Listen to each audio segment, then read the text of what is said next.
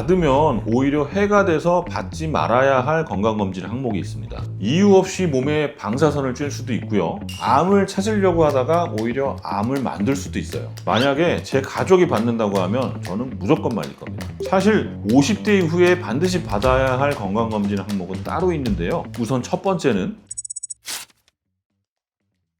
여러분들이 알고 계셔야 되는 게 이런 국가건강검진은요. 어디까지나 가장 최소한의 검사를 하는 거예요. 이것만큼은 좀 확인을 해서 발견을 조기에 하자. 이런 아주 기본적인 검사만 넣어놓은 거고 만약에 국가검진에서 정상으로 나왔다고 해서 100% 안심할 수는 없다는 거죠. 예를 들어서 위암 같은 경우는 위내시경으로 조기에 발견을 할 수가 있는데 췌장암 이런 거는 내시경으로 발견하기가 어렵죠. 그래서 일반 건강검진으로 발견하기 어려운 그런 암들도 있고 또 암뿐만이 아니고 뭐 뇌혈관 질환이라든가 아니면 심혈관 질환 같은 것들도 국가검진 자체로 쉽게 발견하기 어려운 경우가 많아요. 그래서 국가검진은 기본적으로 하되 여러분들의 어떤 나이, 또 가족력, 생활습관, 그다음에 기존에 내가 갖고 있던 질환 이런 거에 따라서 추가 검사를 선택하는 게 중요하거든요. 예를 들어 내가 뭐 담배를 오래 폈다든지 그러면 이제 흉부 CT를 찍는 게 좋겠죠. 아니면 가족 중에 암 환자, 특히 뭐 대장암 환자가 있다든지 이러면 뭐 대장 내시경을 추가로 할 수 있을 거고 결국에 가장 기본적인 검사는 국가검진이지만 그 외에 여러 가지는 개개인 상황에 맞춰서 하는 게 좋다는 겁니다.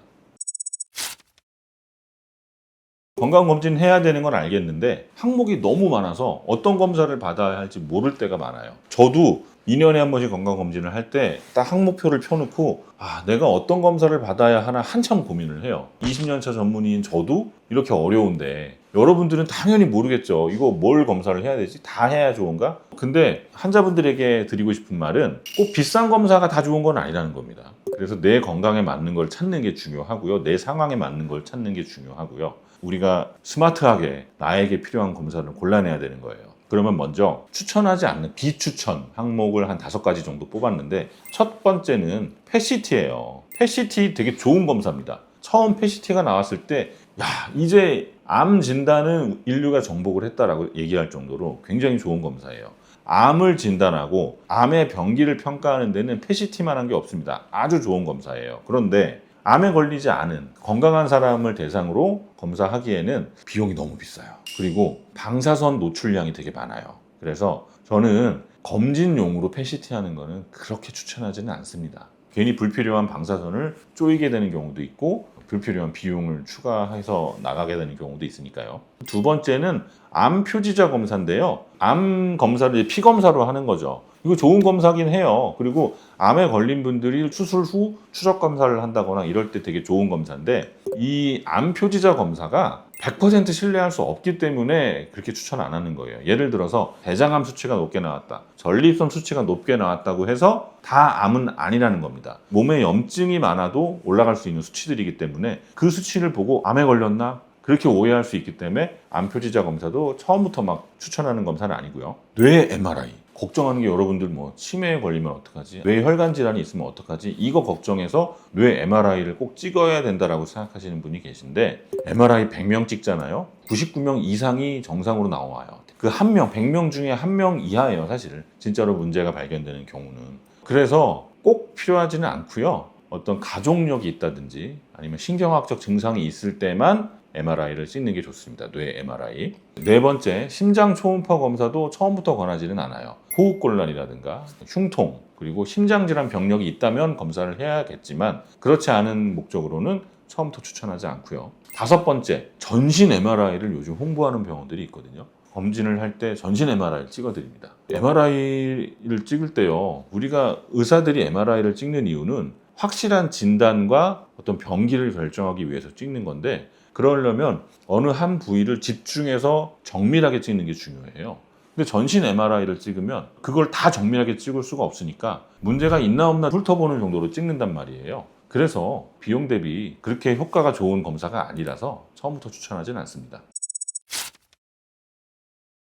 반대로 건강한 사람들한테 제가 추천하는 건강검진 항목들이 한 5가지 정도 있어요. 일단 첫 번째로 위내시경입니다. 이건 당연한 거예요. 우리나라는요, 위암 발생률이 굉장히 높은 국가예요. 그리고 조기 위암은 증상이 거의 없기 때문에 정기적으로 위내시경을 하면서 확인해 주는 게 중요하고요. 두 번째, 대장 내시경. 요즘에는 이제 대장 내시경 하기 전에 다 동의서 받죠. 혹시 내시경 도중에 용종이 발견되면 제거를 할 것이냐, 뭐 이런 거 물어보잖아요. 왜냐하면 대장암이라는 걸 용종 단계에서 제거를 하게 되면 암 자체를 예방할 수 있기 때문에 그렇게 물어보는 거예요.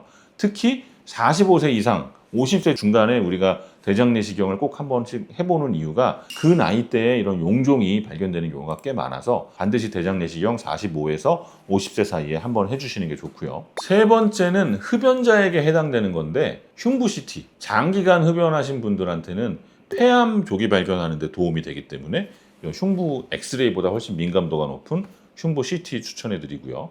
네 번째는 경동맥 초음파예요. 경동맥 초음파 되게 간단해요. 검사하는 것도 뭐 금식할 필요도 없고 이거는. 그래서 건강검진할 때 고혈압, 당뇨, 고지혈증 그리고 흡연력이 있는 분들은 경동맥 초음파도 한번 해보시는 게 혈관 질환의 위험을 예측하는 데 도움이 됩니다. 다섯 번째로는 복부 초음파인데요. 간암, 그다음에 지방간, 담낭에 무슨 용종이 있다든지 담석, 신장의 어떤 종양 이런 거를 생각보다 쉽게 발견할 수 있는 게 복부 초음파고 검사 자체가 뭐 통증도 없고 간단한 검사이기 때문에 이런 복부 초음파 검사 정도는 해주시는 게 좋습니다.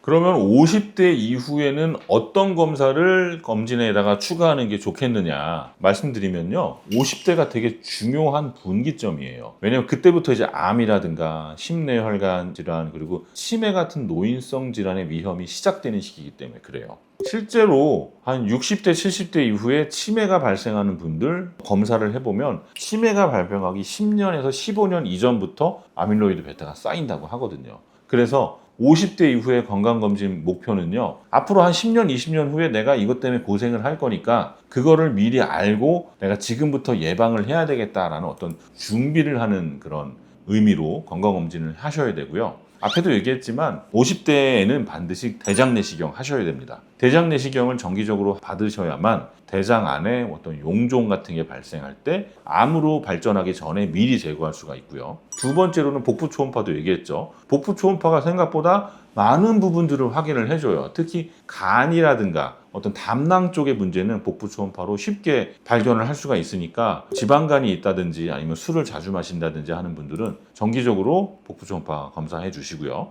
세 번째가 경동맥 초음파인데 경동맥 초음파가 우리 몸 혈관의 어떤 대표 역할을 하는 혈관이라서 이 혈관의 상태를 보면 심장이라든가 전신 혈관의 상태를 알 수 있어서 좋고요. 또 무서운 게 뇌졸중 같은 거는 예고 없이 찾아오잖아요. 순식간에 막 10분, 15분 안에 의식이 확 떨어질 수가 있어서 한 번쯤은 체크를 해보시는 게 좋습니다. 네 번째는 골밀도 검사인데요. 50대 이후 여성분들이 폐경을 겪기 시작을 하죠. 그러면서 여성분들은 폐경 이후에 골밀도가 굉장히 빠르게 줄어들기 시작해요. 그리고 골다공증이라는 거는 잘 모르죠. 처음에 내가 뼈가 약한지 모르다가 어느 순간 뭐 넘어지거나 이러면서 골절이 확 오고 한 번 골절되면 잘 낫지도 않고 그 이후에 연쇄골절로 이루어질 수 있어서 골밀도 검사 여성분들 반드시 해주시는 게 좋아요. 다섯 번째는 흡연하시는 분들한테 이제 폐 CT, 왜냐면 폐암도 처음에는 증상이 없기 때문에 폐암을 확인하기 위해서 폐 CT 찍는 거고요.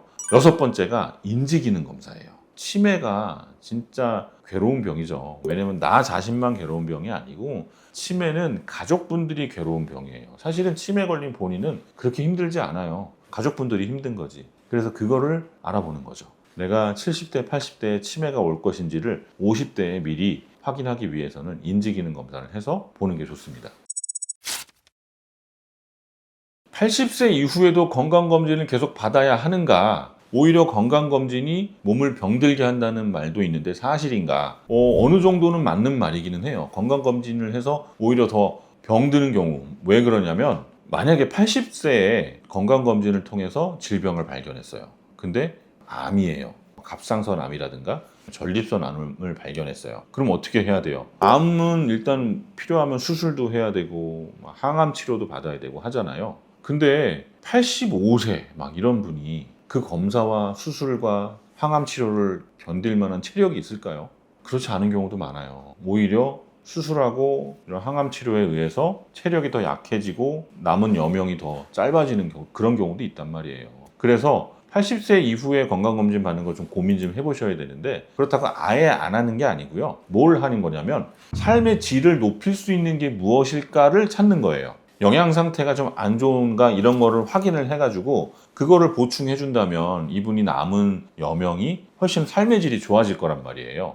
예를 들어 빈혈, 뭐 심부전, 대동맥 판막 질환 뭐 이런 거, 폐렴에 대한 위험, 그다음에 뭐 근육량 같은 거 검사를 해서 뭐 낙상의 위험을 본다든지, 골다공증 검사를 해서 넘어졌을 때뭐 골절의 위험도를 본다든지, 이런 거는 되게 도움될 수가 있겠죠. 그래서 80대 이후에는 어떤 암을 찾아내고 그거를 검사하고 뭐 치료하고 이런 게 아니고, 잘 걷고 잘 먹고 그다음에 내가 독립적으로 생활을 할 수 있는 어떤 기능이 어떤지에 대해서 검사를 하는 게 더 적합할 것 같습니다. 좋은 검진센터를 찾는 꿀팁을 좀 알려드리면, 검진센터 진짜 많잖아요. 막 동네에만 해도 동네 내과에서도 5대 암 검진을 한다. 창문에 다 붙어 있고, 또 강남 쪽 가면 막 의리의리한 검진센터도 많고요. 또 어떤 검진센터 가면은 우리는 뭐 3.0 테슬라 MRI가 2대가 있다. 뭐 당일 검사해서 당일 결과가 나온다. 막 이런 검진센터도 되게 많아요. 내가 선택하기가 쉽지 않죠. 근데 이제 그래도 좋은 검진센터, 나에게 맞는 검진센터를 찾는 꿀팁은 몇 가지가 있는데, 첫 번째, 그 검진센터에 의료진 양력을 한번 보세요. 그 홈페이지 들어가면 다 나와요. 그러면 이 원장님이 지금까지 어디서 일을 했고, 그다음에 어떤 학회에서 현재 활동을 하고 있고, 발표 이력 같은 게 홈페이지에 다 나와 있으니까 그거를 보면 알 수가 있단 말이에요. 그래서 어느 학회에 임원으로 있는지, 그리고 논문과 발표를 많이 하는지, 그러면 이제 이런 최신 의학에 대해서 많이 알고 계시다는 거니까 그만큼 우리한테 더 좋은 설명도 해주실 수 있고 더 확실한 진단을 내릴 수 있으니까 그런 걸 확인하는 게 좋고요. 두 번째, 아까 얘기한 대로 내시경 같은 거 할 때 내시경 세부 전문의가 있는지 확인하고, 세 번째는 우리가 검진하는 것도 중요하지만 결과 상담하는 것도 되게 중요하거든요. 근데 상담 잘 안 해주는 데 많아요. 어떤 경우도 있냐면요, 건강검진에서 받은 결과지를 저한테 가지고 오세요. 저한테 물어봐요. 이렇게 결과 설명해 달라고. 그래서 이거 검진센터에서 다 설명 안 해주셨어요? 그러면 설명 하나도 안 해주고 그냥 이거 종이 주고 끝났어요. 그런단 말이에요. 근데 그 종이 보면 여러분들이 무슨 뜻인지 모르는 경우도 많잖아요. 예를 들어 MRI를 찍었는데 MRI에 대한 설명 제대로 안 해주세요. 그러면 답답하죠. 그러니까 그걸 들고 동네 병원, 동네 전문의 찾아가서 물어보는 거예요. 그러니까 충분히 알기 쉽게 설명해 주시는지 그 후기 같은 걸 통해서 확인해 보시고요. 그 다음에 네 번째가, 만약에 발견이 됐어요. 무슨 문제가, 암이 발견됐든지 어떤 질병이 발견이 됐을 때 그 질병을 치료하기 위한 어떤 병원으로 리퍼가 가능한지, 그러니까 연계가 가능한지, 예를 들어 뭐 대학병원 치료가 필요하면 대학으로 연결해 준다든지, 아니면 굳이 대학병원까지 갈 필요 없으면 그 주변에 치료 잘하는 병원으로 소개나 리퍼가 가능한지를 확인해 보는 게 좋고요. 다섯 번째는 너무 비싼 거, 너무 고가 검사 막 권하는 데는 좀 피하는 게 좋죠. 아까 좀 전에 얘기했듯이 나한테 필요한 검사를 좀 정해서 내가 고를 수 있는 그런 데를 가시는 게 좋다고 생각을 합니다.